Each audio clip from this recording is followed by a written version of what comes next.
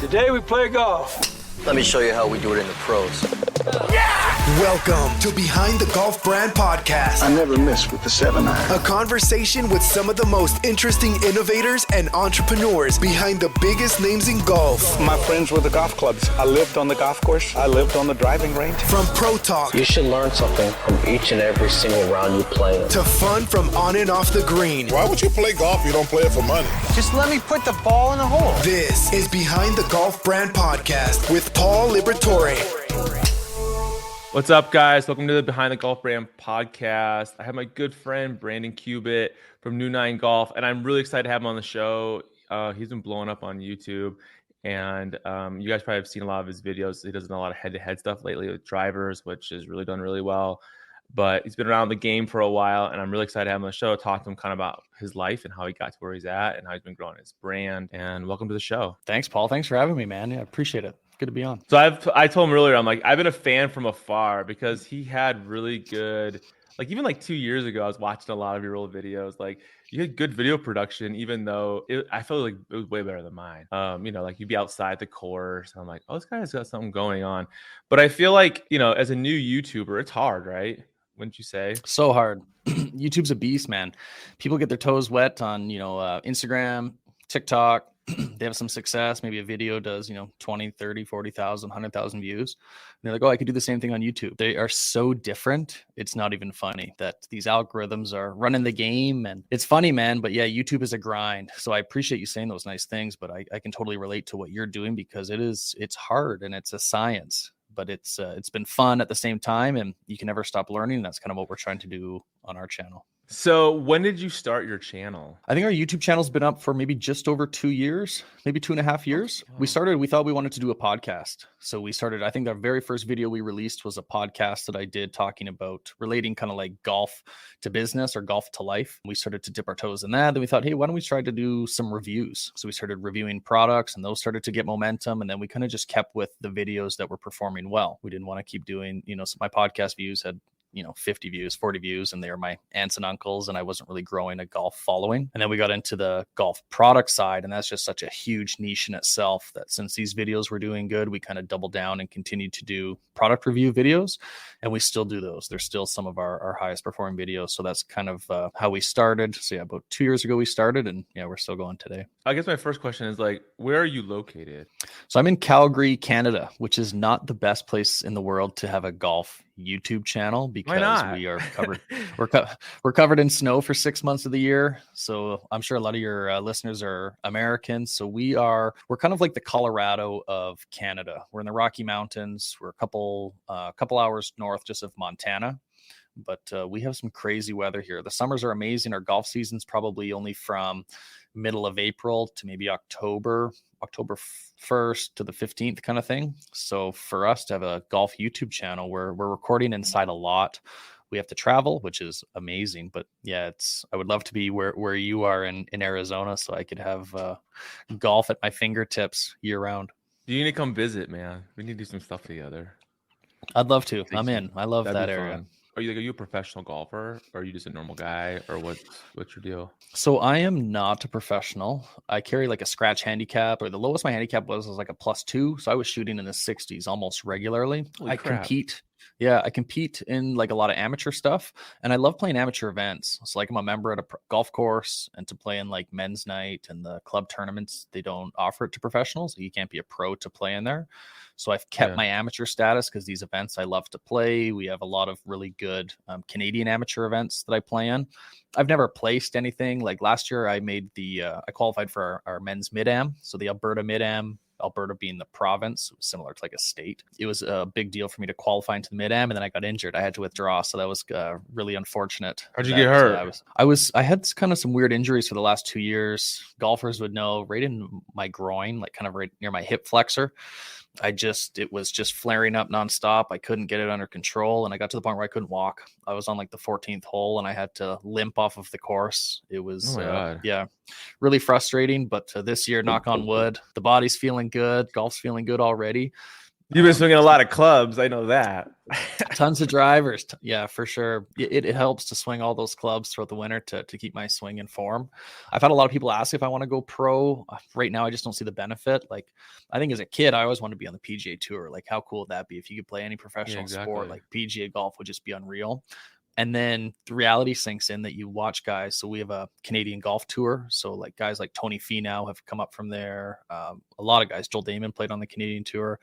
These guys are so good. And they're shooting 61, 62, 63, sleeping out of the trunk of their car, driving across the country, playing in these mini tour events with the hopes of qualifying to get into Q school, with the hopes of getting on PGA Tour. And I'm nowhere near that good. So I'm happy to just keep my amateur status, win money off my buddies every now and then. But I think I'll probably just stay amateur. So did you grow up in Canada then? Are you from Alberta? Yeah, born and raised, grew up here. Canada's obviously a huge hockey country. So I grew up playing pretty high level hockey my whole life. So it was like hockey in the winter and then golf in the summer. So my parents golf, my brother golfed. It was one of those things that we could do as a family, that summertime we would travel to the Rocky Mountains to British Columbia, some beautiful golf out there. And that was like our summer. So we would just golf all summer, and then winter came and we'd play hockey. So. All right, so you grew up in Canada. Did you play like golf as a kid, and like, is that how you got good? Did you play with your dad, or how'd you get into golf? My parents were like, they didn't get into golf until later in life. They never really had lessons or anything, but they enjoyed being outside. I didn't really get into golf until I started working in golf retail. So one of my first jobs as a kid, I was like 13, 14. I got a retail job at a Nevada Bob's, which is kind of like I'm a Nevada Bob's. Yeah. So I worked there for like 2-3 years. And then like my best friends came from working in that store. We were all young in high school together, and to just be around new golf equipment, because you're 13, 14 years old. You can't afford the newest Titleist or TaylorMade. You can't afford any of that stuff. And you can't even ask your parents. They're like, get the hell out of here. You're going to get these. Exactly.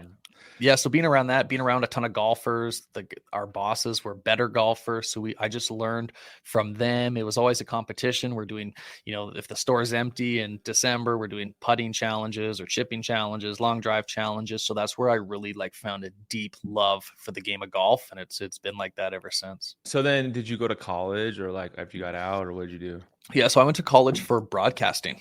So this kind of ties it all into what I'm kind of doing now. This is why you're so damn good at what you're doing.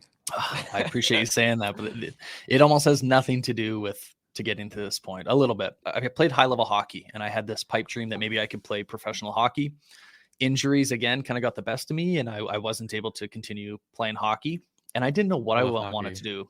I was never a great student. I was good at gym, hockey, and gym and music were kind of my two decent subjects. Big math guy, wasn't a science guy. So I thought how cool it would be to be on like Sports Center. If I can't be a professional athlete, maybe I could talk about professional athletes. Yeah. So I went to college for broadcasting. So radio, television, broadcast news. And that helped me get in front of a camera. So that definitely helps me with my camera presence, being able to talk to a camera, talk to an audience. You have really good presentation skills, dude. I appreciate that. Sure. Thanks, man. Thanks, Paul. So kind of a side story. While I was going to school for broadcasting, I landed an internship in Los Angeles working for Nikki Sixx of Motley Crue. Motley Crue, the big band. Yeah. Right? So he had his own radio show. It was syndicated across the entire US and Canada. And I ended up working on that show doing his video production.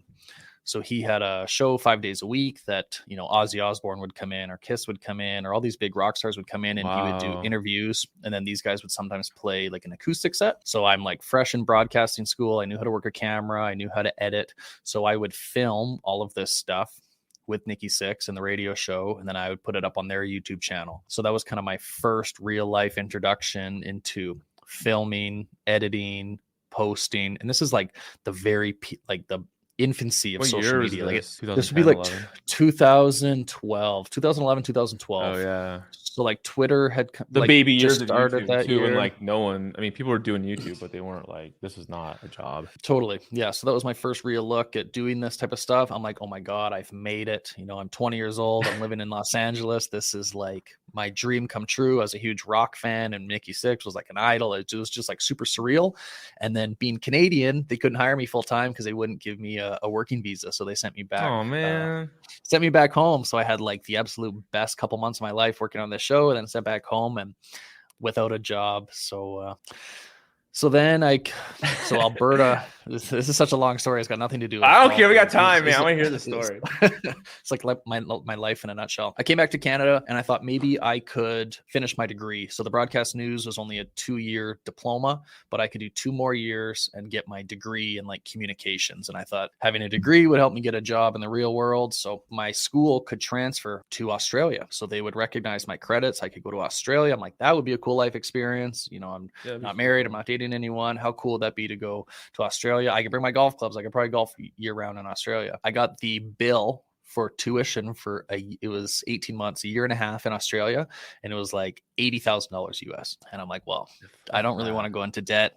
80 grand to go to school for a year and a half and probably not even make 80 grand a year and doing something communications, but I still want to go to Australia. So where I live, Alberta is a big oil and gas province. So we're kind of like Texas in that sense that we supply the majority of oil in Canada or worldwide even. So I tried to get a job, or I did get a job working on like an oil rig, because that was the quickest way to make a whole bunch of money. So I went out to like the middle of nowhere. I was working on a drilling rig, and I am not like a labor intensive guy. I didn't know what I was getting myself into. I'm a sales guy. Like I can talk, I can talk to people, I can sell stuff. Yeah. But to be like young and naive, and I didn't have a fantastic work ethic. I'm working on this drilling rig that drills for 12 hours a day for 14 days in a row. So from sun up till sundown, you are doing it's like hell. Labor. You're like, this is like the worst place I could actually be at right now. I think at the time I would have rather have been in jail than working on this drilling rig. So I lasted you stay one the whole 14 days? I stayed 14 days. I think I cried myself to sleep at least 7 of those 14 days. It was hell, man. So respect to those guys that do it. It's just not for me. I got out of there, came back to where I was living at the time in Calgary, got a job in the bar. I was bartending. I met my wife there. So everything happens for a reason, and I'm glad it did. But yeah, kind of in a nutshell, that was my couple of years, my early 20s. Yeah, those are the best times of your life, but you still have like no idea what you're doing, and you're just like waiting for like the thing to happen and figure out like, oh, what's that path gonna be? And then I did the opposite. Like I went to law school, and so like I took in like a ton of debt for going to law school, and like now I'm not even doing that anymore. So it's like, okay, well, I just tell kids nowadays, and my kids are like, I'm like, what do you want to be when you grow up? And they're like, I want to be a YouTuber. I'm like, all right, cool. Whatever you guys need help with, I'll help tell you whatever I've learned. I'll teach you guys. Let's start a channel. We'll like figure it out, whatever. And then I have other friends' parents who be like, that's the stupidest thing I've ever heard in my entire life. I'm like, okay, well, you enjoy being a CPA. That sounds like a lot of fun. Like nothing against CPAs. There's so many, but yeah, like it's not the same world that we grew up in. It's a different world. No, now. And it's so true. You know, I think our parents grew up, you know, those baby boomers knowing, you know, you got to get a degree. A degree is a good paying job, secure benefits, all that stuff. And then I saw my parents do that their entire life, and they're commuting 2 hours each day to work, and they're, you know, cranky when they get home. And I think it was just a life that I didn't want to live. And I think young kids are so impressionable by their parents that their parents says, you know, you need to go to school, you need to get a job. And if deep down you don't think that that's what your future looks like, you should definitely shoot for the stars. So we could both be probably further along if we didn't commit to school for those years, but I guess better late than never. That's crazy, man. Yeah, because I like started this like a couple years ago, and you know, I just did it for fun. It was just fun. It was enjoyable. I never thought in a billion freaking years I'd be doing this like full time ever. And then like to leave my firm. I mean, it was just like when I tell people that, like, wait, what do you do? Are you sure? Like, why'd you do that? That's stupid. I'm like, yeah, but it's different. Like it's a different world. It's a different time. You know, I get to go play golf. I get to review cool products before they even come out. Like, that's cool. Like, I've been having people fighting all the time about money. No thanks. Yeah. No kidding. No, good for you. When did you start New 9? Was it 2 years ago, or did you already have kind of like a New 9 thing happening before the show? So New 9 was never supposed to be a media channel. New 9's pretty much turned into my own personal brand. New 9 was always supposed to be a clothing company that I walked into a pro shop. I saw Travis Matthews hat. There was a hat and a patch. And I said, I could do that. Like I love golf stuff. I think I have decent taste. You're like literally like that. You're like, I could literally do that. Like that's not just you talking out loud. I mean, and I'm wearing Travis Matthews right now. And I'm like, I mean, I like what they do, but I can make this shirt. Like, come on. 100%. No You offense, could for but- sure. So I started I've back in done like it. 2017, I think, is when I started like building or like making clothes. I had no experience in doing any type of clothing, styling, designing, manufacturing, any of that. But I Were you a found blank graphic hats. designer, or do you have that kind of background where you can like come up with Nope. cool ass designs, or what? Nope, I just outsourced. So I was in my kitchen. I was drawing logos, what I thought I could. I liked the idea of alliteration, new 9, NN. I thought I could tie that all together. I thought it was so That's clever. cool. And new 9 was something that I would say all the time on the golf course, that I'm notorious for shooting like 50 on the front 9 and 34 on the back 9. Like I do it all the time, and that's my new 9. So if I played like absolute trash on the front 9, I would say, okay, new 9. Like let's forget about what That's a happened. good motto. Let's I mean, just- let's is that how just- you came up with the name too? Is like that's kind of like that's really cool. That's smart. Yeah, so I would say that all the time. And then the more I thought about new 9 is that it's not necessarily just a golf term. Like new 9 relates to life. New 9 is learning from mistakes, trying to make ourselves better, keep moving forward, looking ahead, positive vibes. So it doesn't only relate to golf, but it also relates to life. So it's now kind of a model that I live by in life, that if I fuck up, I make a mistake, I don't like the way things are going, we just try to make ourselves better in the future. And that's kind of new 9 on and off the golf course. Cool. That's really cool. I had no idea how you came up with the name. That's awesome. So you Yeah. you started the clothing brand 17, and then were you doing like what's it called? Like were you like getting it made there in Canada, or were you doing like online, like people buy it and it gets made online, whatever? It's funny what you learn after you make mistakes and go over hurdles. Bro, So at I the know I've time, done I was all this. buying Everything blank- you're saying, I've done the same thing. So I'm like hearing this. I'm like, oh my god, I do the same thing. But how'd you do? Yeah, it? so I found blank hats from a supplier in Canada. They were Flex Fit. I think everyone sees Flex Fit, Yupong. So I was buying blank Flex Fit, Yupong hats. I found a patch manufacturer overseas. They were sending me the patches. I had the hats. Then I had to get someone to assemble them. And I don't you know if have you a can see whole my hat, garage of but I have those a things. So my hats, a lot of them, like I do a lot of rubber PVC patches, Smart. and I had to find like a shoemaker to put them on, because you needed a certain machine that you could get the needle through the rubber into the Oh, couldn't hat. And you get the glue. Oh my god, We you're tried like to use the twins. glue. Yeah.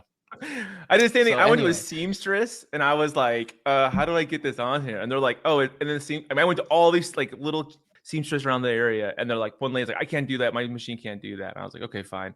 And then I went to one, to say, I'll do it for you, but it was like $8. I'm like, $8 is still Oh, a yeah. patch on a hat. Like I'm gonna make like no money on this hat. I'm like, Yeah. no, this isn't gonna work.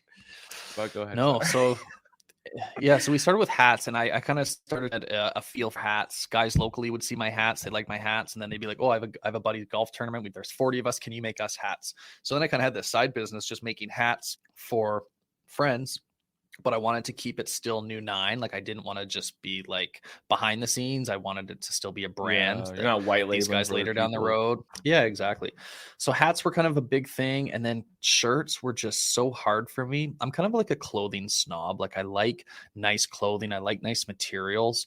There's so many brands out there, maybe not even golf related, but any type of brand. You get a t-shirt and it's like a high school gym quality t-shirt. You put it in the dryer once. Yeah, yeah, exactly. It's like shrinks, it 40 doesn't have a good bucks. fit. Yeah. So I was just like, I had the opportunity to print stuff like that, but I was just not happy with the quality. And if it's my name behind the brand, I want it to be something that I would buy myself. And at the end of the day, we want to make money too. So you want there to be decent margins in it.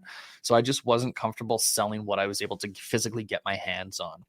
So then I thought I need to go straight to a manufacturer. I can't just keep buying like a Gilgian shirt, Gilgian hoodie, put my logo on it and then sell it and call it my own. I want my own new 9 tags. I want everything new 9. I don't want anyone to think that this is like a relabeled product. Relabeled Gildan shirt or New Level. What's it called? New Level or whatever. New Level or Whatever. American Apparel. There's a whole bunch American of blank. Apparel. Anyone Yeah. can buy blank stuff. Yeah, right. So anyway, so it took me a long time to kind of, and it costs money too, right? So I still have a full-time job. I'm still trying to pay my bills, and this is like my side hustle. But wait, what were you doing before all this? What was your full-time job? So I actually still have a full-time job. So I work Doing for a what? chemical. So I'm in chemical Really? sales. Yeah. So I've been there. This is going to be my 11th year working in wow. chemical sales. In sales, I've built up a big enough customer base that I wake up and get sales. So I'm not saying that to brag. I'm saying Yeah, that to you've say that earned it. now I Like have you residual more sales, time right? to put to new 9. That's cool. Exactly. So it took me 5 years of busting my ass. Yeah, I work your put ass New9 off to to the close side. I'm those like, I need to people. build up this business. Exactly. So I'm still there basically because it keeps my lights on and it allows me to focus on turning this into my full-time gig, which we're so close. I probably could leave it, but I have it too good right now with my full-time job to just like leave. So I'm kind of just going to keep that tap on until it runs dry. Smart, man. I mean, that was me too, man. So I know it's like, you probably you probably work like 16 hours a day right now, I would probably say, if not more. And with a baby, you probably get like no sleep. I know, right? Am I right or am I wrong? Like, Yes. baby's asleep. All right, now I'm gonna go work on some script or figure out my, what the hell we're gonna do, or whatever. Yeah, well, to tie it back into clothing, what we were just talking about is now I have my own manufacturing. So I'm so excited. I have a huge drop coming in May that I finally have all my hoodies, my new hats, shirts, golf shirts. Like I finally have my line of clothes that I've been working on for 2 years. Backstory, when COVID happened, all these suppliers shut down. So instead of reselling stuff, I went directly to the manufacturer.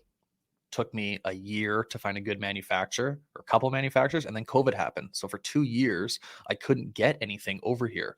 And that's why we started the YouTube channel, is that I said, okay, if I can't sell clothing or I can't sell this golf brand, I need to build a community. We started this YouTube channel to build a golf community.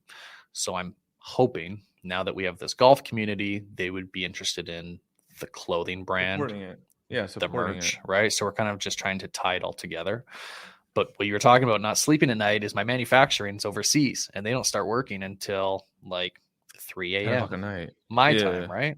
So I'm constantly on WhatsApp talking to my manufacturer at 1, 2, 3, 4 in the morning, up again at 7 and doing it all day, every day. But I definitely have a good work-life balance, but you just can't get ahead in what we're trying to do if you just put minimal effort into it. There's no way. I mean, how big is your team? Like, who is New9? I mean, you're the face, obviously. I see you as a camera person, right, with you. I see it in your videos. Like, what's the deal? There's just 2 of us. So my best buddy is Felix. He is my best friend, producer, editor. He is the quality behind New9. Him and I complement each other. Him and I complement each other very well, and we both see things differently. He's extremely analytical, and he'll study and he'll learn new tasks. And I'm out there trying to get business and trying to talk to manufacturers and trying to build relationships. And we both wear different hats. We complement each other very well. Are they New9 hats? Yeah. I was trying to plug your hat. I appreciate it. But no, so we're just a 2-man team right now. We're hoping to grow very soon because the list has gotten so big of the duties that need to be done, and we're starting to need help. We're starting to bring in revenue, so it's been a really fun journey. But he is the brains behind everything YouTube related, at least from a quality standpoint. He's gotten so good, and he had no video, no editing experience 2 years ago. He learned it all himself. Like, he just taught himself how to edit and nothing. He dabbled a little bit in maybe some like Photoshop and maybe some Illustrator, like just like for fun, like just like very, very, very minimally.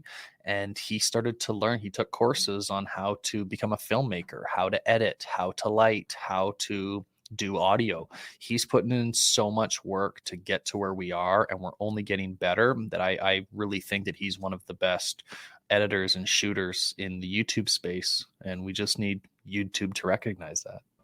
I can see that in your work in the last, I would say, probably 9 months. Like, I can see the level has gone up a lot. I mean, you were not doing that job before, but I can see like the quality level of the shoot is completely different than it was even 6-9 months ago. The shoot, the editing, even your thumbnails have changed a lot too, which, I mean, I'm assuming is probably helping a lot now with your CTR. It's hard to say. Like, we have some videos, our best CTR videos are videos we released 2 years ago. It's just, it's kind of a guessing game. Bro, we got to talk offline about stuff like this, because we could talk for hours about it. Yeah. But yeah, it's kind of a copycat world, especially in our niche right now. But I appreciate you saying that. So thanks, Paul. It's hard. It's super hard in our niche. I feel like there's about, I mean, let's just be real. There's probably 20 good channels, like not even that many, maybe even less than that. Like I'm saying good, like high quality, and we can name them. We can go through the list if we wanted to, but everybody knows who they are, right? And you have the top dogs, the Rick Shields, the Good Goods, and then it starts breaking down. It depends on what category you're in too. And I really honestly believe that YouTube treats creators and they put you in silos. I really feel like that. And they go, oh, you're instructor dude, you're going to go in this silo. And if you're review guy, you're in this silo. And if you're on course, you're in this silo. And it's like if all of a sudden Brandon started doing videos on instruction and then did the next day did a video on a course review, like those videos are going to do terrible. Am I right or am I wrong? It's so true. No, you're 100% right, because that's exactly wwhat's happening to our channel, which frustrates the hell What's out happening of to me. my channel? It's so annoying. It has everybody. Yeah. I had the same conversation with David Maxfield. I don't know David Maxfield from Australia, but like we talked about this like 2 weeks ago on the phone. We're like, same thing. It's like, you spend a lot of time on a new style of video. You're really, really proud of it. You're like, wow, we did aerial drones and all this bullshit. And then it's like, it gets like 40 views. You're like, what the hell? And then I do another product review and it's like, oh, it gets 5,000, or something. What I've learned about YouTube, and this is good for your knowledge, you probably already know it, or anyone that's listening that's maybe aspiring to do any type of content, is that subscribers are pretty much obsolete. It's a vanity metric. Subscribers are clout. Subscribers is just a number that you can say to a company that wants to work with you. Or if someone says, how many subscribers do you have? You're like, wow, I got 20,000, 30,000, 100,000 subscribers. If you look at the metrics of who's watching your video, 75% come from YouTube suggestions. They're people that aren't even subscribed to your channel. Right? They open up YouTube, they watch the club review yesterday, they're going to see my video. So if in a video that I just released, I got 10,000 views in a day, only 800 of them are my subscribers. 9,000 of them are suggested What viewers. percentage do you think? I mean, I can tell you mine. Like, what percentage of your videos? Because you probably look at your metrics every day, like I do. Are because there's like two metrics, right? It shows you like subscribe and not subscribed. What percent would you say on average is your subscribed view percent? Mine's like less than 5%. It's a good question. Yeah, it's probably right around there. And I have more new viewers than I have returning viewers. And in a perfect world, you'd have the same line of returning viewers and new viewers. But someone might have to see your channel 6, 7, 8, 9, 20 times before they hit the subscribe button, or they may never. There's channels that I watch for 10 years and I'm not subscribed to the channel. I don't know why that is, but it's just it is kind of YouTube works. So subscribers are becoming way more obsolete, and you just have to make content that you think YouTube is going to suggest to your ideal viewer. So getting back to putting people in a box, you're talking about YouTube putting you in a box. If it was up to me, I would never review a product. I don't like doing, well, I can't say I don't like doing product reviews, because I love golf products, but I would way rather shoot golf vlogs on a golf course. I would way rather shoot golf than do any other type of content. But like good has a perfect vlog. Yeah. Well, and their quality is like the absolute best. Like, we've studied so much good. We've talked to Colin Ross to try to get in some secrets and some tips on how he does tracers, how he uses a camcorder. Like, we're going to try so hard. We're putting almost all of our eggs in our basket this year and shooting really good, high quality golf vlog content to hopefully move into that lane successfully. Because to just shoot on a cell phone or to shoot on a tripod behind you, it's not going to work. And the problem is, look at Rick Shields. You need a team, right? Need a team. He's a unicorn. That's it. You need a team. Like, I saw Rick at the PGA show, and he had like 5 dudes with him.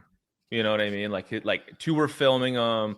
Like, he had the full entourage of content creation around him. Which Rick's the man. And we'll definitely get there. We'll get there. You and I both. We'll have a team in no time. I mean, I have a small team. So right now, I'll tell you how I do it. I shoot it myself. And I used to hire somebody to help me shoot it. But then I learned that like you lose all creative control if you just let somebody shoot it that doesn't do this like for a living. Like, I'm telling you guys right now, don't go get like a wedding photographer or a videographer to shoot your YouTube video, because they don't got a damn clue. And like, you're not going to get a YouTube video. It's going to be it'll look pretty. It'll look cool. Even if you do it for a brand, they'll be like, oh, it looks so great. You put it on YouTube, it's going to tank. I can tell you that. Yeah. So, I mean, I've been shooting myself, and then I had like an editor and a graphic designer that work with me, and that's it. But I wish I had, somebody shooting me, but it's expensive. I mean, it's cool you have It's like not your cheap. partner. Oh yeah, and like the like equipment is not inexpensive. Like we probably have like 30 grand of equipment that we've bought ourselves just to run this channel. When you're shooting, I know it's like in the sim, you're shooting with 3 cameras, right? Looks like you're Yep. shooting with 3 cameras. You have like a side, a straight on, a side. Is it 2 sides and a straight on? Is that how you're doing it? So we have a down the line cam, which is behind the mat facing the simulator, so you can see my swing. We have a face view that I can talk to, and then we have a third camera that is kind of like a 45-degree angle, so I can talk to both.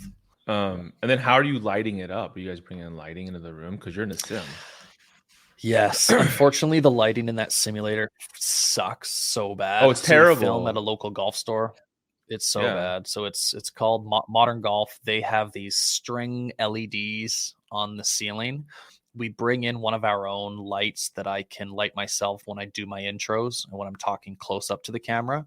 But we're really at the mercy of these string LED lights, and sometimes they flicker, which is annoying.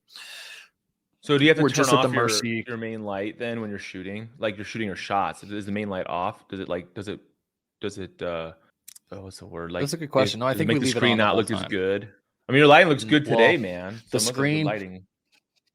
Oh, no, I appreciate it. Yeah, I only got one spotlight on me, and then these 2 behind me, and I have my pot lights on above me. But this is Oh, kind of that's like good. my Good studio lighting. setup. Anytime I review something in the studio, no, I appreciate it. Well, that was the first thing I But, noticed like a year yeah, ago when you but- did your studio setup. Like you did a review and you used that table, and I was like, what a good angle he's using, because you had it like right here, right in front of your face. I think you did the Blue Tees rangefinder, and it was like right there, and I was like, oh, that's a really good angle. Because that's a hard shot, right? Because you can probably do a top down with the camera and a straight on.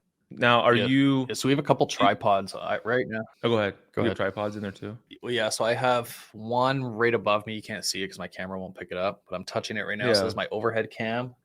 I have a backlight attached to it. I have a boom mic right here. I have this mic. I Nice. could have used either mic, but I thought this would be better for the podcast. We have a yeah, we've slowly. It started with one light. No, I know. Same Right? way. We went on you started Amazon. buying it. We went on Amazon and bought one light, and then we're like, maybe we need 2 lights, and then we've got another camera and a third camera. Like it's just you don't start here now, right? And it's only going to get Mhm. more a year down the road. It's all the progress and it's all part of the journey. But yeah, that's Felix. Felix always comes over with something new. Hey, check out this. Yesterday he bought a new. We got a camcorder to try to do vlogs, so we can really zoom in on balls. And he Like a picked up really like good a new handle. camcorder? So, yeah, it's a good Like, what camcorder. kind of Yeah. Oh, nice. I'm not the guy to talk gear with. I know that we shoot No, it's fine. primarily on Sony, but we have That's one what or I 2 shoot too. Nikons, I think, still in rotation. I think we'll probably switch everything to Sony. It's just so much. Dude, you're gonna blow up this year. I have a better. feeling, because you look at what you I- did. I was telling my editor this. I was telling him I had you on my show today, and I was like, bro, like a year and a half ago, he was at like 5,000, and now he's at 22, 23, something like that. I'm like, and it's not like you're playing the shorts game either. We're just publishing a bunch of shorts and trying to, do that thing. It's like he's getting real subs from his content, from his long form, and I mean appreciate that's hard. Like I don't think people realize how hard that is. Like, yeah, you can blow up a channel with like bullshit. It's pretty easy, but I mean, if you want a real community, that's the hardest thing to do. Totally. And it's so hard to like compare yourselves to other viewers because you don't know what they're going through, what they're doing, how they're getting all these things. I came across someone on Instagram the other day that has a YouTube channel, and he posted a picture with his platinum plaque or a gold YouTube bat, whatever you get for 100K subs. Yeah. I'm like, how have I never seen this? How have I never seen this guy on YouTube? Like, I think I know everyone on YouTube. I go to his page. He's got 104,000 subscribers. I'm like, how have I never seen this guy? So I go to his videos and I populate most popular. His most popular video had 800 views. So I'm like, this For doesn't long make form? sense. Yeah, long form video. This doesn't make sense. And his shorts weren't very big either. I go to TikTok. He's got 3 million TikTok followers. So I would guess that he ran some type of contest promotion that you had to leave TikTok, go subscribe, and then you get this little plaque. So it's like, that's why to me, subscribers are just so clout. The substances in that community that will watch all your videos. And that's the hardest thing to do. Well, but that's the it's- thing, right? Because you could have like 200,000 subscribers, and you go to a channel and it's all shorts, right? And then you look at the dude's long form and they have like 400 views. And I'm like, no brand is gonna want to pay for that. Like that's not real. I mean, I'm sorry. I'm not trying to sound like a jerk, but I mean, like, Well, there's it's cool. There's no longevity. There's no longevity. It's right. Like, and I was watching this YouTube video last night where this guy was saying, I was like, I didn't even think about it this way, but really like the hard as a company, how it's so hard to monetize shorts. Like there's not enough time there for a company to pay for an ad to be put in that thing. Cause it's like switch. And I guess like Facebook released it. Cause like last year, I don't know if anybody knows, like Instagram was like paying people to publish reels. Right. And it was like a bonus bullshit system. And like, they said that last year they were losing 200 million a quarter just in reels on lost ad revenue because they couldn't, and they stopped the bonus program because they're realizing that reels are not paying. Like they had to compete with TikTok, but they're losing money to do that. And that's not because of the bonuses. It's just because the company can't really run ads off of that. And I think I think TikTok, I think YouTube and Instagram are trying to kill TikTok, but I think at the end of the day, it's about long form.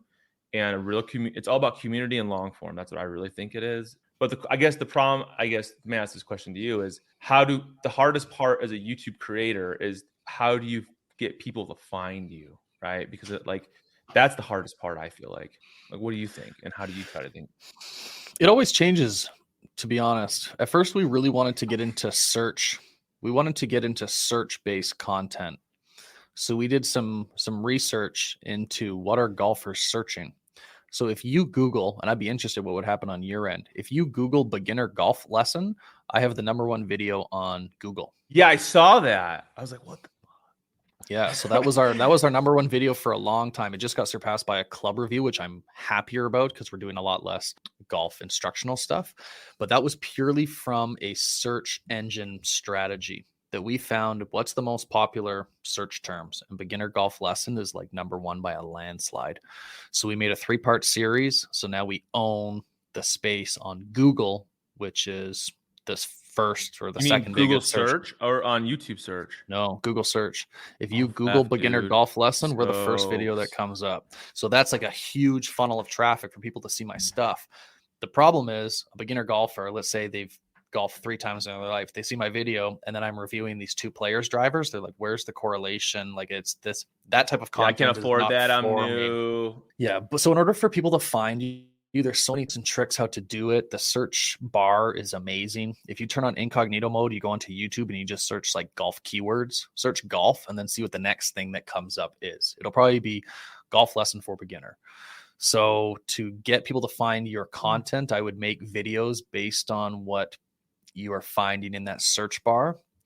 Then what you would do is you would watch a high performing video. So watch a video that's doing really well. So filter it by views. Then you have to come up with a plan to make your video better than that video. Yep, true. Right. So the substance of the content still has to outperform the thumbnail, the title, because that's what people are watching. You don't want people to click your thumbnail and be like, oh, this is clickbait, or this guy sucks, or this guy's shooting on a Nokia cell phone or a Motorola. Well, yeah, I mean, the Razr first 30 seconds right? is the most important. Yeah.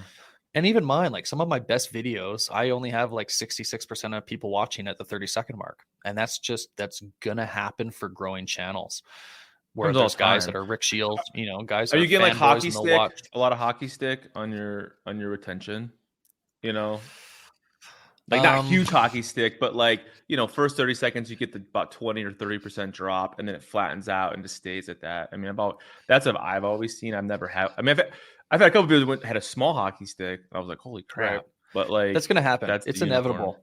Like our channel average is like 66% are watching at 30 seconds, which is normal. And I don't know what it is because we've spent so much time learning hooks, learning different visual cues to put in the first 30 seconds to get the point across right away that you would think on all the work that we've put into, we would have a 95% retention mark at 30 seconds. And it doesn't happen that way. And I think that's just YouTube.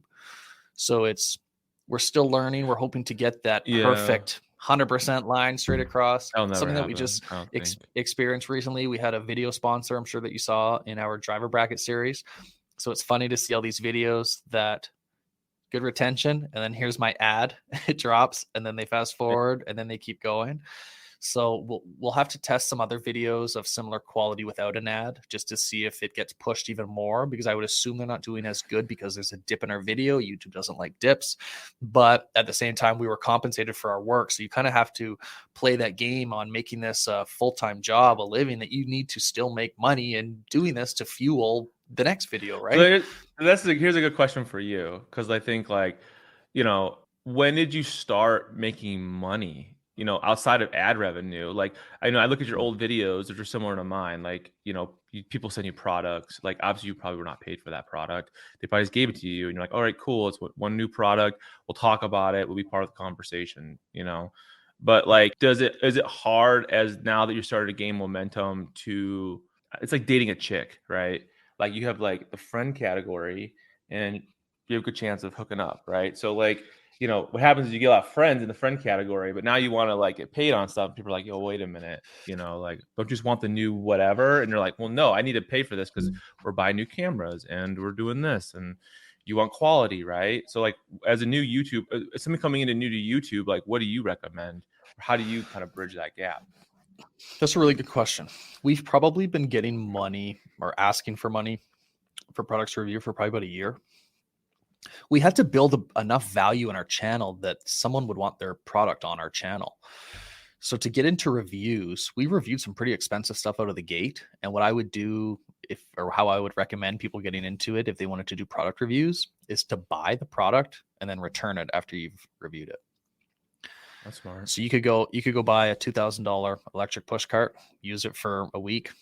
Obviously find out what the return I thought they policy gave that is. to you. Make a video? Well, they did. Those guys did. But that's just an example I had off the top of my head. Yeah. I was like, holy crap. We've had some amazing stuff sent to us right now. Like, we're getting to the point where we can be pickier with what we want. And a lot of times, like, a lot of the products that I reviewed, I wasn't even on the radar of these people. I'm a golf nut and I want golf stuff, and I would use my channel as leverage. So like these push carts. So let's say MGI, Zip Navigator. Yeah. Did we get that from them? Yeah, we did. So I went to them. I said, hey, I'm looking at doing a review series on electric push carts. Would you be willing to send us your best push cart to be in this review category with this stuff? We do 1 to 5 million views a month. We have this channel. Here's an example of one of our reviews. So I'll send them whatever I thought was my best product placement or ad or review of a product. And if they liked it, they'd respond. And if they didn't, I wouldn't hear from them. And 80%, 90% of companies I would hear back from, and they have no problem sending me product, because so many more companies are putting money spend into influencer marketing as opposed to old school marketing, because it was not cheap to take out a newspaper ad, a TV ad, pop-up ad. It's way cheaper for them to send me a free product to review. The longevity of that video is going to make their money back in days. I've probably sold more Zip Navigator electric carts than I even know about, because I don't even have an affiliate link for them. That was still at the infancy for our channel, where I didn't have enough leverage to ask for money, to ask for a promo code, to make any type of you might not even known too. Like you might not even known, like, as a new YouTuber, like, oh, we do have a program. You'd be like, oh, I have a lot of links like that too, where I'm just like, well, whatever sales have gone through, I have no idea. Hopefully it worked out. Yeah. And then they're more willing to work with you long time, to send you new products. And then you can start saying, hey, how many Zip Navigators were sold with my promo code? So now we're getting to the point where we can ask for affiliate links, because we want to track the metrics on what we're selling. So like a good example of a very well-known brand would be Blue Tees rangefinders. Do you have a Blue Tees link? Do you promote them? Yeah. So they have been, we made one video for them a year and a half ago, and we sell like 50 to 60 rangefinders a month just off of that one video that we did. Your video crushes. I did a similar video like a month ago, and it didn't really get picked. I mean, it's in search, but it's not like 20,000 views like yours, like probably 2,000. Right. Yeah. So that's just like one example where now we can start to track, okay, like our video is extremely valuable, because do the math on whatever 12 months times 50 rangefinders, is that 600, I think off the top of my head, 600 rangefinders a year, rangefinders, $300, like that money adds up. So if there's something not coming back to us, we're the sales force. And to have to be in professional sales and business to business sales, like there has to be something in it for me. And that's kind of how I've tied my background into professional sales to now working with these companies to at least compensate us. at the same time, being a product reviewer you walk an extremely fine line on taking compensation from companies if you don't believe in their product. So there's been instances on the channel where the money sometimes looks better than the actual product. And the last thing that I want to do is lie to my audience. I don't want to deceive them. I don't want them to think I'm a sellout.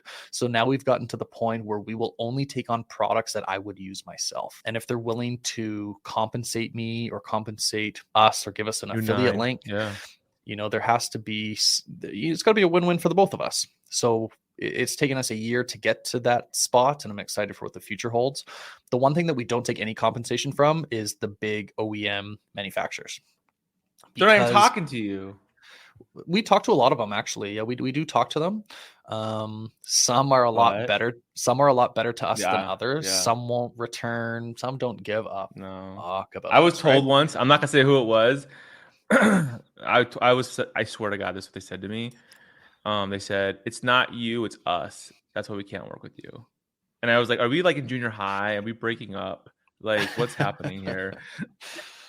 Yeah, it's they'll come back around. You make enough noise. I had that exact same conversation with someone when we were smaller. I don't know if I'd be okay to say it. Maybe you can edit it or put a bleep over it. But it was Titleist. I went to Titleist and I said, I'm looking for a new driver for this year. We have this channel. I'm trying to use my channel as leverage to try to get some stuff. And they kind of wrote back to me. They said, you know what? You're not quite our demographic. Something along those lines. Then we had some product reviews take off. And they came back to us a year later and said, we want to set you up with a Titleist fitting. And that video has crushed it on our page. It's done really good. We talk to them all the time. They'll send me a driver. Like I wouldn't take no as a no forever. Right. And if you can't do that. Yeah. You keep your head down, you keep doing good stuff. People are going to notice you. I talk to people. We talk to almost all manufacturers. They've all been really good to us. Some manufacturers have been a lot better to us. We went to, I don't mind saying, Cobra Puma invited us to an exclusive tournament to go play with Ricky Fowler and Kygo in Miami. And this was like a year ago when we were still like super up and comers.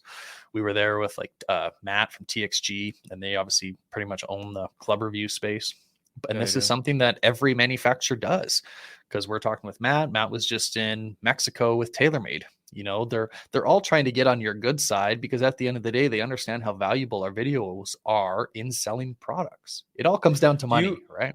Do you feel, so what is your niche right now? Are you trying to figure out where you lie? Because it's like, I feel like that's the hard part too in product review. Like, you could do a million different things, but like, back to the whole silo thing, it's like, it really gets siloed down. So like, oh, you're the guy, YouTube treats you as the guy that does this. Like if TXG did a rangefinder tomorrow, that video would tank. It'd probably get like 400 views. And you can go to any YouTuber's channel and you can see when a YouTuber's tried something outside of their norm, and it always does like a third or half as good as.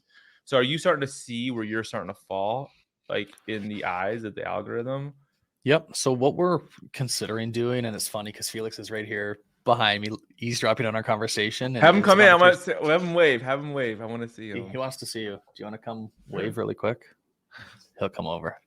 Here's the face behind all of the amazing quality that we've done. What's up, dude? What's going on?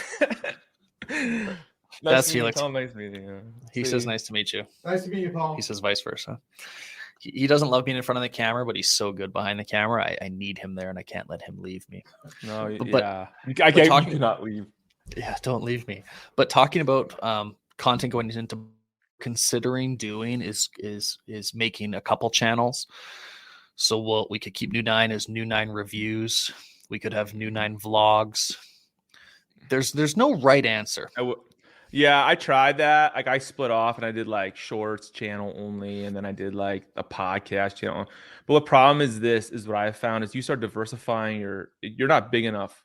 You know what I mean? And this is not to you, but it's like me saying to myself, like, you're not big enough. Now you have to run 3 separate things to try to get 3, I don't know, like until you're at 100,000 or at 1 million, then you can start doing it, because those people come over. Some of them will, but it's almost like you're starting from scratch each time. You are and you aren't. I think if we were to try it, our quality's gotten there. Some people have come onto the scene. Like there's those guys, the name is falling off the tip of my tongue. They do those skits on Instagram, on social media. They're like super dry. What are they called? Andre St. The funny Andre. people. Yeah. Yeah. I think it's St. Andre Golf. They came onto the scene. Now they were each all comedians, each had their own following, but the quality that they put out was so good. They didn't have to figure anything out. You put out banger content, the subscribers, the views, it's all going to come. So I think we have a big enough skill set that if we just made a vlog channel and only did vlogs and you're only following New Nine Vlogs to watch our vlogs, I would hope that we get put into the box of the vlog channel. We're trying to build a big enough loyal subscribership that we're kind of taking the Rick Shields route, if you will. That Rick Shields did a ton of club reviews, he did a ton of lesson series. That's where he started. And now he can do whatever the fuck he wants, right? So we're kind of just seeing what we can do, seeing what takes off, because at the end of the day, you just have to double down on what's working. So these club reviews are working, product reviews are working. We can't leave those behind because we're starting to build trust in an audience. That if someone wants to buy something, they might search New Nine Golf blue tees, New Nine Golf, whatever. I see it in the search history, so I can't let those people down and only do other content. But if we're going to make the content anyway, we're just uploading it under a different YouTube studio is kind of how I look at it. Somebody recommended to me once, they said, like, what you can do is like 2 to 1, right? So you like 2 your normal stuff and then 1 the test, right? A vlog or whatever. And it's like, so that it's always the same kind of pattern. So like if it doesn't do well, it's okay because you're still get a chip at that, right? You can get to that to start creating content that you might want to do that otherwise might not perform well. But I mean, it's smart. I mean, it's always worth trying. What's the worst case scenario? We do so much trial and fail that we only know what we know now because we failed at a whole bunch of stuff, and we're going to continue to fail at things because we have a goal that we're going to get to. And if it takes us a year, 2 years, 5 years, 10 years, that we're kind of just going to enjoy the ride. So what's your plans this year? Like, what do you plan on working on this year? So golf season just started. We played our first couple rounds this week. So we are going full guns ablazing, trying to perfect or try to get a lot better at shooting course vlogs.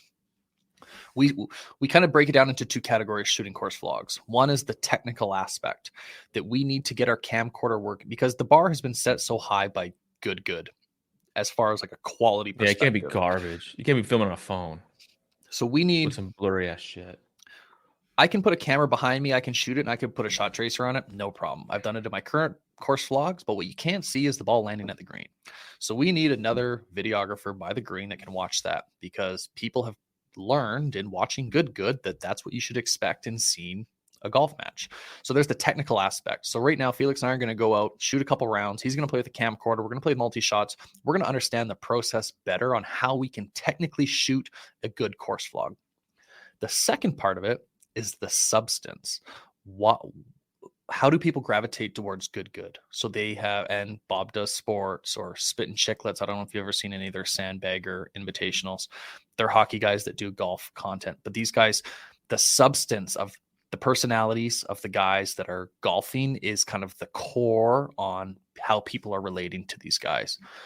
So someone watches good, they might not be a Matt, but they might be a Steven and they relate to Steven, or someone might hate Steven and they love Matt, or however it all works out, right? So we're trying to come up with maybe a team, or we might try some guys. I golf with some fucking hilarious guys. I golf with guys that if it was recorded, we'd be 1 million views, I think, right? But the second you put a camera on them and say, okay, be funny, is so different. So introducing people onto my channel that haven't been on before will be extremely new. But moving forward this summer, we're really trying to bang out a lot more on-course stuff. Would you hire more videographers so that Felix can like direct more people, like if that was what needs to be done? Yeah, like you're at that point where you're gonna be like, okay, we can hire a second shooter. Yeah, it's gonna get to that point. It's definitely gonna get there. And I can direct too. Like we also run a media company. This is a side thing where he'll shoot and I'll direct. Like if I'm doing like a corporate video, I'm kind of directing everyone. Yeah. So I can still direct people. This is still our baby, and we can tell people where to go. But to get you guys know what you're doing. That's the key. Is like, you know what you're doing. You just have to go and do it and like learn from the little mistakes. Like, oh, next time we should have a second shooter down there. We should have a guy, 2 people following us, whatever it is. But until you spend a couple months doing it, you're not gonna know really. No, because I think you guys have the editing down. The editing's off the hook. You guys do a really good job editing. You're like, I mean, the multi-camera shots are great. It's entertaining. Your videos are longer. Like like over 10 minutes, but like you're engaged the whole time. It's not like, oh my God, dude, this guy's going on forever about this damn thing. It's like, no, it's like you're still always kind of engaged with what's going on. So I think you guys have all that down for sure. I think thanks. you're cool with the encores. We're gonna get there. It's funny, those videos that come out to 12 minutes, they start as an hour and a half. Oh yeah. And I was like, okay, how can we get this to a half hour? And then what can we trim? We're constantly trimming stuff. And we both watch, we're like, oh, we should have cut this, should have cut this, should have cut this. But one of our number one performing video is like 40 minutes. Really? Yeah. Was it like the instruction video? No, we did game improvement iron reviews. I saw that. Like 5 best game improvement irons. I think blew up.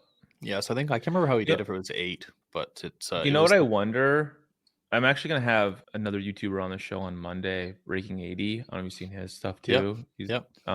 We talk. And so like I know it's like a lot of his videos too, like is done like the guides, you know what I mean? But like your improvement irons video is the same kind of thing where it's like a very well shot guide, like the best stuff, not like a stupid like B-roll city with some guy talking in the background and it's like fake, you know what I mean, with techno music playing. It's almost like cutting to the chase, right? Like cutting to the chase where people just want the information. Like, what do I buy right now? Not I feel like there's 2 different kinds of buyers, right? The guy that wants to know more about the new product, and there's a guy who's like, I want to buy today, I don't know what to buy, so which one do I buy? Oh, this one looks pretty cool, I'll buy that one. So I guess one last question for you before we go. If you were a new YouTuber or new to this world, what would you recommend to somebody to how to start? Good question. There's so much you can do with your cell phone, and everyone has a cell phone. So you can get your first 1,000 subscribers shooting on a cell phone, I think. For sure. What I would also recommend is to learn. So how do you learn YouTube? It's a good question. Ask Felix. Yeah. Well, so I'll tell you exactly I'll tell you exactly what we did. We bought a course called Full-Time Filmmaker. I shouldn't even be plugging this. It is from Felix isn't here. Is it that guy who you always see the ads running? Probably. It's like he's talking or whatever. Yeah. Yeah. What's his name? It's gonna bug me. Anyway, okay. we bought a course for beginners to learn videography. Because if you want to have a successful video channel, you're gonna have to do a lot of this stuff yourself before you can hire a bunch of people, right? That's so true. I would do research online on like YouTube courses, filmmaker courses, editing courses. I would buy those courses and fully immerse yourself. Commit to learning this stuff because it'll teach you from A to Z how to do everything it is that we do. And you're going to constantly get better. You're going to learn and then apply. Learn, apply, learn, apply, learn, apply, learn, apply. There's so much free information out there on YouTube that eventually you're just going to overwhelm yourself because one person says go left and the other person says go right, and they both have 500,000 views. So how do you know which person to listen to? Exactly. I would invest in a course, do some research, and just and commit to that course. The hardest thing is the first 30, 90 days. The first day you're so excited. You're like, I just started a YouTube channel. I'm going to shoot. I have all these ideas. I'm going to do it. They film it all. And then they're like, well, I don't know how to edit. So then you got to learn how to edit. You have to learn just so much stuff. But if you just stay committed, if you have an end goal in mind, just understand that all your failures are going to be part of your success. Like, to just do it, to quote Nike, is kind of the best advice that I could do. That we failed so much and I could just keep doing what I was doing 5 years ago or 3 years ago. But being involved in this industry, to talk to people like you, like-minded guys that have similar goals and aspirations, and you can pick each other's brains. Yeah, share. Yeah, exactly. Yeah. Like, hey, did this work? This work? Yeah. Try to be friends with people that do stuff, or reach out to your favorite content creators and see how they got into it. Like, I think the majority of us all check our DMs, the big guys, the small guys. Like, I've been amazed at the people that I've been able to talk to in this industry. I'm sure you have as well. Like, the worst thing you could do is shoot your shot, because, the worst thing that they could say is no. So if they say no, you move on to the next thing. So I would just say, stay hungry, stay motivated, learn, and just keep doing. Well, thank you so much for being on the show today. I mean, like, honestly, like I said, I've been a fan for a while. You guys have to check out New Nine. Like, he's blowing up. I mean, I bet you're gonna hit 50,000 by the end of the year. That's what I think. I appreciate it. That's the goal. That was our goal. Yeah, I can see it, because I mean, you had the momentum, like you found the secret sauce. Like, you know, I think that's the hardest part for a YouTuber is to find out what that sauce is and what do I need to work on, right? And get better at that. And I think you guys have really hit it in the last, I would even say like 9 months. You can see the progression of the content gotten so much. I mean, I'm not saying it was bad before, but like it's gotten so much better. I appreciate you saying that. Thanks, Paul. And your thumbnails are really good too, by the way. Who's doing that? Are you? Felix. Felix? No Yeah. crap.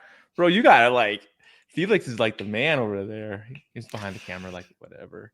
Yeah, But he is. Well, thank you for being on the show today. Where can people find you? So you can find me majorly on Instagram at New9, so it's spelled N-I-N-E, New9 Golf. You can find me on YouTube under the same name, New9 Golf. That's usually where I hang out. Our website is new9golf.com. Our big drop is coming in the middle of May. You can sign up to my newsletter on my website to get the notification when that drops, because I don't think the stuff is going to last. High quality stuff, but anyone new that's never heard of me before, I'm looking forward to getting to know you guys. Great. Well, thank you so much for being on the show. I appreciate it. Thanks for having me, Paul. That was a lot of fun. I appreciate it. And you keep doing what you're doing. You're killing it too. So hopefully we're at the finish line together. Looking forward to That'd be golfing cool. for sure. Sounds good, man. Thank you. Thanks for listening to another episode of Behind the Golf Brand Podcast. You're gonna beat me at golf? Stay connected on and off the show by visiting golfersauthority.com. Don't forget to like, subscribe, and leave a comment. Golf is always more fun when you win. Stay out of the beach and see you on the green.